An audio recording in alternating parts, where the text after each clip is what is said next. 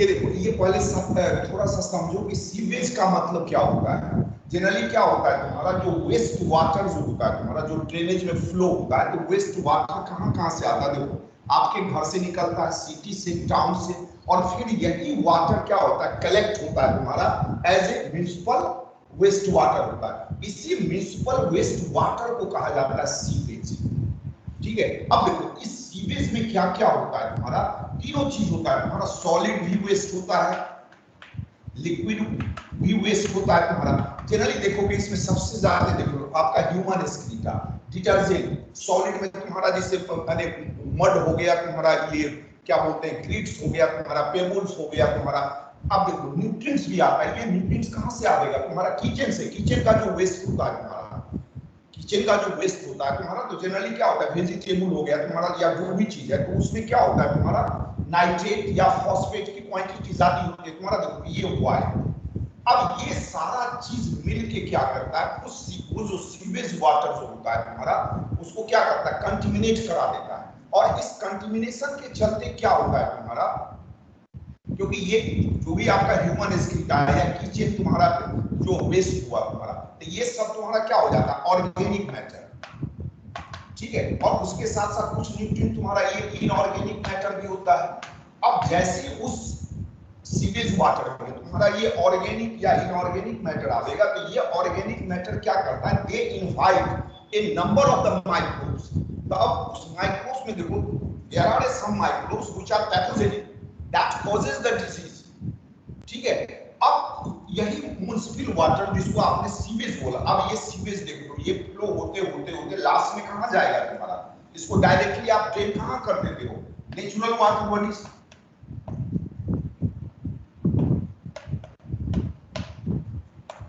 अब देखो natural water bodies का मतलब क्या हो गया, जैसे आप पटना में रहते हो, गंगा में, तो जनरली तुम्हारा रिवर में या पॉन्ड्स में, तो ये जितना भी तुम्हारा नेचुरल वाटर बॉडीज है तुम्हारा, चाहे वो रिवर हो या पॉन्ड्स, तो क्या हो, धीरे धीरे वो वाटर क्या हो रहा है, पोल्यूटेड होते जा रहा है। क्योंकि ये सारा सीवेज वेस्ट वाटर कहां जा रहा है तुम्हारा, लास्टली तुम्हारा जाता है वो रिवर में जाता है। तो उसके चलते क्या होता है, वो भी वाटर आपका कंटेमिनेटेड होते चला जा रहा है, पोल्यूटेड होते जा रहा है। ठीक है, और इतना पोल्यूटेड हो गया है कि उस रिवर वाटर को आप माने इवन आप उसमें नहा भी नहीं सकते, बात भी नहीं कर सकते। जनरली आज से 10, 15, 20 वर्ष पहले क्या होता था तुम्हारा, क्योंकि जो भी नेचुरल वाटर बॉडीज था, तो उसी वाटर में लोग बात भी करता था, कपड़ा भी धोता था, लोग नहाता भी था। जनरली तुम्हारा वो कैटल को ले जाके वहीं पे नहाता और बाथ करवा होता था। अब ऐसा हो गया कि इतना ना कंटेमिनेशन हो गया है, कि इतना ना पोल्यूटेड हो गया कि वो वाटर जो है तुम्हारा, अब वो क्या उसको बोलोगे कि उस वाटर को आप कुछ यूज नहीं कर सकते, और उतनी ही नहीं इफेक्ट करता वो नेचुरल वाटर बॉडी जो पोल्यूटेड हुआ, उस पोल्यूशन के चलते उस नेचुरल वाटर का जो इकोसिस्टम है, इकोसिस्टम का मतलब क्या हुआ कि उस नेचुरल वाटर बॉडीज में जो इकोसिस्टम, जो लिविंग थिंग सर्वाइव कर रहा है, अब धीरे धीरे वो भी लिविंग थिंग क्या हो रहा है तुम्हारा, खत्म होते चला जा रहा है। क्लियर है? तब यहाँ पे आया अब कि अब इस सीवेज वेस्ट वाटर को डायरेक्टली रिवर में ना देके पहले उसको ट्रीटमेंट किया जाए। ठीक है, और ट्रीटमेंट करके उसको क्लियर, उसका कंटेमिनेशन पोल्यूशन लेयर जो है उसको डिक्रीज करा के उसको नेचुरल वाटर बॉडीज में दिया जाए। तो ये जो ट्रीटमेंट होता है यहाँ पर, तो यहाँ भी वो जो ऑर्गेनिक, मेन तो इसमें यही ऑर्गेनिक मैटर है तुम्हारा, चाहे वो किचन का हो, चाहे वो ह्यूमन स्क्रीन का हो, चाहे वो बाथरूम का वो भी हो आपका वेस्ट, तो वो उस वेस्ट में क्या होता है, ऑर्गेनिक। और यही ऑर्गेनिक मैटर क्या करता है, उस वाटर को कंटेमिनेट करता है, they invite a number of the pathogen, जिसके चलते क्या होता है तुम्हारा डिजीज स्प्रेड होता है तुम्हारा। ये जो दिल्ली उली में जो सुनते हो एक स्वाइन फ्लू आया या डेंगू है या कुछ भी चिकनगुनिया, सब इसी के चलते होता है तुम्हारा, ड्रेनेज वाटर वो ब्लॉक हो जाता है तुम्हारा। ठीक है, तब यहाँ पर आया कि इसका ट्रीटमेंट, अब जो ट्रीटमेंट जो किया जाता है, तो यहाँ भी क्या होता है, with the help of the microbes. ठीक है, इसीलिए कहा जाता है कि what are the role of the microbes in the sewage water treatment. ठीक है, और उस प्लांट को कहा जाता है तुम्हारा sewage STP, sewage treatment plant. Clear हुए कि ये तुम्हारा ये सीवेज का क्या मतलब होता है, समझ में आ गया? आगे बढ़े। अब देखो यहाँ पर जो ट्रीटमेंट होता है तुम्हारा, तो दो तरह का ट्रीटमेंट होता है। एक होता है तुम्हारा फिजिकल ट्रीटमेंट,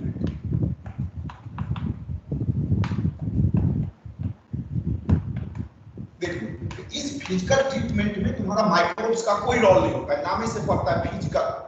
ये मैकेनिकल ट्रीटमेंट है, मैनुअल ट्रीटमेंट है तुम्हारा।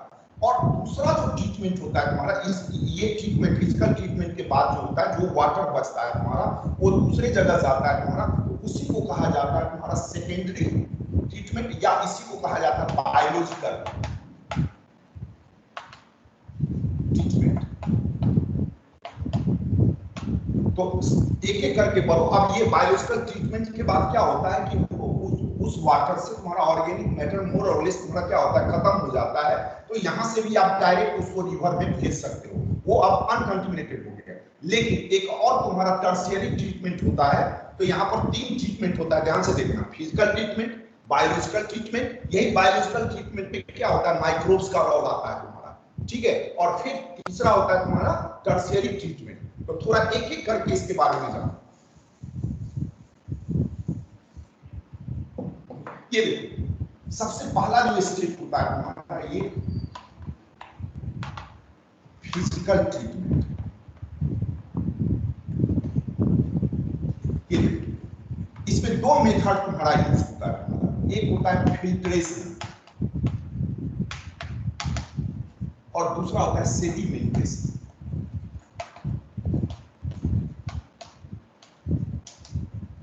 पहला क्या है, फिल्ट्रेशन, और दूसरा होता है सेडिमेंटेशन। एनसीईआरटी में देखोगे इसी फिल्ट्रेशन का वर्ड दिया हुआ, सीक्वेंशियल फिल्ट्रेशन, माने बार-बार किया जाता है। तो सिंपली ये जानो कि फिल्ट्रेशन। अब देखो क्या होता है, ये जो सीवेज है तुम्हारा, अब इस सीवेज वाटर में तुम्हारा क्या होगा, सपोज करो ये सीवेज वाटर है, तो अब ये वाटर, इसमें ऑर्गेनिक मैटर क्या है, वो मिक्स हो गया है तुम्हारा होमोजेनस तरीके से, ठीक है। और कुछ चीज क्या होता है कि ये ऊपर ऊपर फ्लोट करता रहता है, ठीक है। इससे तुम्हारा पॉलीथीन हो गया, ये सब। तो इसको क्या होता है, इसको फिल्ट्रेट कर लिया जाता है ऊपर ऊपर से, ठीक है। तो उसी को कहा जाता है फ्लोटिंग डेब्रिज, ठीक है। तो ये देखो इसको ऊपर ऊपर से क्या किया आपने, उसको अलग कर लिया। जिससे उससे बहुत सा तुम्हारा कागज है, पॉलीथीन है, या बहुत सा चीज होता है जो वो उसके ऊपर लेयर पे क्या होता है, फ्लोट करता रहता है। तो through the process of the filtration आप उसको क्या किए, अलग कर लिए। तो वो जो अलग होता है तो उसी को क्या बोलते हो, फ्लोटिंग डेब्रिज। अब देखो, अब जब वो फ्लोटिंग डेब्रिज हट जाता है, तो अब इस वाटर को देखो कहां, दूसरे टैंक में लिया जाता है, ठीक है। अब ये क्या है, होमोजेनस मिक्स है। इसी में तुम्हारा ऑर्गेनिक सब्सटेंस तुम्हारा क्या है, मिक्स है, और इसी में तुम्हारा सॉलिड भी है। अब यहाँ पर दूसरा मेथड आता है तुम्हारा सेडिमेंटेशन। अब कहता है कि इस टैंक में उसको थोड़ी देर छोड़ देता है। तो जैसे ही छोड़ोगे तो जो भी सॉलिड चीज होगा तुम्हारा, जैसे इसमें ग्रीट आ गया, ईंट आ गया, तुम्हारा पेबल हो गया, जो भी वो नीचे बैठ जाता है। ध्यान से देखो, इस तरीके से नीचे बैठ गया। अब बीच में जो बचा तुम्हारा वो वाटर है, ठीक है। और इसी वाटर में क्या है तुम्हारा, वो ऑर्गेनिक मैटर क्या मिक्स है, या माइक्रोब्स है, सब मिक्स है इसमें, ठीक है। अब इसको अलग कर लो, इसी को कहा जाता है प्राइमरी स्लग। क्या बोलोगे, प्राइमरी स्लग। अब जो ये बचा सेडिमेंटेशन के बाद जो बचता है, इसी वाटर को कहा जाता है इफ्लुएंट। ध्यान से देखो, क्या बोलोगे, इसके बाद जो बचता है वाटर तुम्हारा, जिसमें ऑर्गेनिक मैटर आपका मिक्स है, तो जो बचा उसी को क्या बोलोगे, इफ्लुएंट। तो ये देख लो, ये तुम्हारा प्राइमरी ट्रीटमेंट में जो फिजिकल मेथड हमने ट्रीटमेंट बोला, उसमें 2 मेथड आया, फिल्ट्रेशन और सेडिमेंटेशन। फिल्ट्रेशन में क्या होता है, जो फ्लोटिंग डेब्रिज है उसको आप अलग कर लेते हो ऊपरे ऊपरे, ठीक है। सेडिमेंटेशन में क्या होता है, जो सॉलिड चीज है तुम्हारा, जो डिसॉल्व नहीं हुआ है, जिससे उसमें ग्रीट्स होता है, स्टोन होता है, तुम्हारा मड होता है, ठीक है। तो वो सेडिमेंटेशन में छोड़ दोगे तो क्या होगा, नीचे बैठ गया। अब जो बचा तुम्हारा होमोजेनस मिक्सचर, वो लिक्विड, तो उसी को हमने क्या बोला, इफ्लुएंट। अब इस तरीके से ये अलग हुए तो उसी को क्या बोलते हो, प्राइमरी स्लग। ये आपका क्या हो गया, प्राइमरी ट्रीटमेंट यहाँ पे खत्म हो जाता है तुम्हारा, ठीक है। अब दूसरा देखो मेथड क्या होता है, यहाँ पर दूसरा स्टेप होता है तुम्हारा, ये सेकेंडरी ट्रीटमेंट।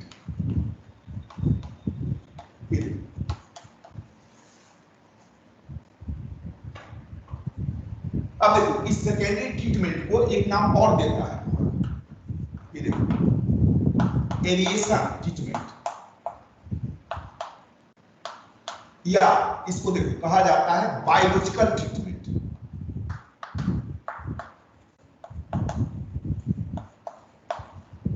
अब जो आप समझो इसको, अब देखो यही पर यही सेकेंडरी ट्रीटमेंट में ही तुम्हारा माइक्रोब्स का रोल आता है। ये जो प्राइमरी ट्रीटमेंट के बाद जो बचा तुम्हारा होमोजीनियस मिक्सचर, जिसको हमने क्या बोला था, इफ्लुएंट, ठीक है। तो इस इफ्लुएंट को एक दूसरे टैंक में लाया जाता है, ध्यान से देखो यहाँ पर, इसको ऊपर वाला मिटा देते हैं, ये देखो ये इफ्लुएंट देखो कहां चला है, ये दूसरे टैंक में आ गया, और इसी टैंक में क्या होता है, एयर पंपिंग किया जाता है, एरिएशन किया जाता है, तो ये क्या आएगा तुम्हारा ऑक्सीजन, ठीक है। अब देखो यहाँ पर क्या होता है, क्योंकि इस इफ्लुएंट में क्या होता है, सबसे ज्यादा क्या रहता है तुम्हारा ऑर्गेनिक सब्सटेंस, और यही ऑर्गेनिक सब्सटेंस क्या करता है, उस वाटर को कंटेमिनेट करता है, ठीक है। अब यहाँ पर क्या किया जाता है तुम्हारा, कुछ एरोबिक बैक्टीरिया इंट्रोड्यूस किया जाता है, ध्यान से देखो, यही एरोबिक बैक्टीरिया जो माइक्रोब से यहाँ पर इंट्रोड्यूस किया जाता है, काहे के लिए, ताकि इस ऑर्गेनिक सब्सटेंस को डाइजेस्ट कर जाए, ठीक है। तो नाम से पता चल देखो, अब ये बैक्टीरिया है तुम्हारा एरोबिक, अब ये यहाँ आवेगा क्योंकि ये एरोबिक है, तब इसको ऑक्सीजन चाहिए, इसीलिए इस टैंक में क्या होता है तुम्हारा ऑक्सीजन पंप लगाया रहता है कि ऑक्सीजन सप्लाई कंटिन्यू रहे तुम्हारा, ठीक है। अब ये जैसे ही एरोबिक बैक्टीरिया इस इफ्लुएंट में आवेगा तो क्या करेगा, इस ऑर्गेनिक सब्सटेंस को डाइजेस्ट करना शुरू करेगा। तो कैसे डाइजेस्ट करेगा, अब उस ऑर्गेनिक सब्सटेंस को तोड़ेगा with the help of the oxygen, ठीक है, और वो ऑर्गेनिक सब्सटेंस टूट जाएगा तुम्हारा, धीरे धीरे क्या होगा, ऑर्गेनिक सब्सटेंस इसमें क्या होगा, डिक्रीज करना शुरू हो जाता है। और यहीं पर एक टर्म आता है तुम्हारा, ये देखो यहाँ थोड़ा सा समझ लो, biological oxygen demand, O2 demand, जिसको क्या बोलते हो, BOD, ये ऑक्सीजन लेवल, ये एक्चुअली देखो यहाँ पर, ये BOD का मतलब क्या होता है तुम्हारा, कि सपोज करो ये 1 लीटर आपका वाटर है, ठीक है, और इस वाटर में जो भी ऑर्गेनिक मैटर है हमारा, ठीक है, इस ऑर्गेनिक मैटर को डाइजेस्ट करने के लिए वो एरोबिक बैक्टीरिया जो इसको डाइजेस्ट करेगा, खत्म करेगा, तो what amount of oxygen is needed, that is known as BOD, समझ रहे हो। तो जैसे जैसे मान लो ये ऑर्गेनिक सब्सटेंस खत्म होते चला जाएगा, क्या होगा, BOD का लेवल तुम्हारा क्या होगा, घटते चला जाएगा, ठीक है। अगर किसी वाटर बॉडीज का कहते हो कि BOD हाई है, ध्यान से देखो, अगर BOD माने ऑक्सीजन डिमांड ज्यादा है, इसका मतलब क्या है कि वो वाटर सबसे ज्यादा कंटेमिनेटेड है, और अगर कहते हो कि नहीं BOD बहुत लो है, इसका मतलब क्या है कि वो वाटर अनकंटेमिनेटेड है। तो एक तुम्हारा वो ये मेजर किया जाता है कि कोई भी वाटर बॉडी कितना कंटेमिनेटेड है, ज्यादा है कि कम है, on the basis of the BOD demand, ये बायोलॉजिकल ऑक्सीजन डिमांड पर ये मेजर किया जाता है। अगर BOD हाई है किसी वाटर बॉडीज का, इसका मतलब वो वाटर कंटेमिनेटेड है, अगर लो है इसका मतलब वाटर वो कंटेमिनेटेड, उसमें ऑर्गेनिक मैटर नहीं है। क्लियर हुए। अब देखो, जब ये एरोबिक बैक्टीरिया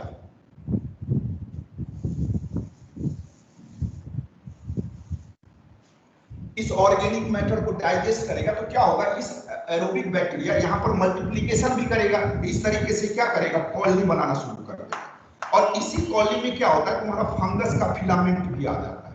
तो इसी कॉलोनी को, ये जो बैक्टीरिया का जो कॉलोनी बना, उसी को कहा जाता है फ्लॉक, ध्यान से देखो, फ्लॉक। तो flocs is nothing, that is the mass of the bacteria, aerobic bacteria and the fungus, ठीक है। अब देखो धीरे धीरे जैसे जैसे ऑर्गेनिक मैटर खत्म होते चला जाएगा तुम्हारा, तो वो कैसे मेजर करोगे कि ऑर्गेनिक मैटर खत्म हो गया, तो वो BOD के डिमांड से।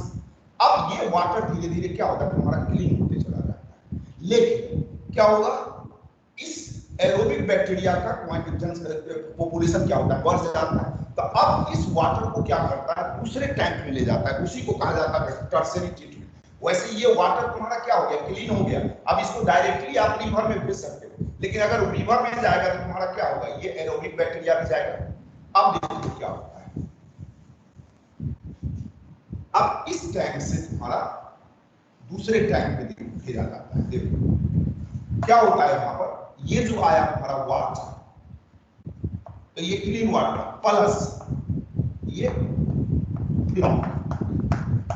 हमने क्या बोला कि floc is nothing that is the mass of the aerobic bacteria and fungus. Fungus plus आपका एरोबिक बैक्टीरिया होता है। अब क्या किया जाता है, यहां पे एनएरोबिक बैक्टीरिया को इंट्रोड्यूस किया जाता है। ध्यान से देखो क्या होता है, एनएरोबिक बैक्टीरिया को इंट्रोड्यूस किया जाता है। ये एनएरोबिक बैक्टीरिया क्या करेगा, ये जो एरोबिक बैक्टीरिया है उसको खाना शुरू कर देता है। ठीक है, तो अब देख लो उसी एरोबिक बैक्टीरिया से उस सीवेज को ट्रीटमेंट की हो, आप देख लो उस एरोबिक बैक्टीरिया को मरना पड़ेगा। अब ये एनएरोबिक बैक्टीरिया क्या करता है, इस फ्लॉक को डाइजेस्ट करना शुरू कर देता है।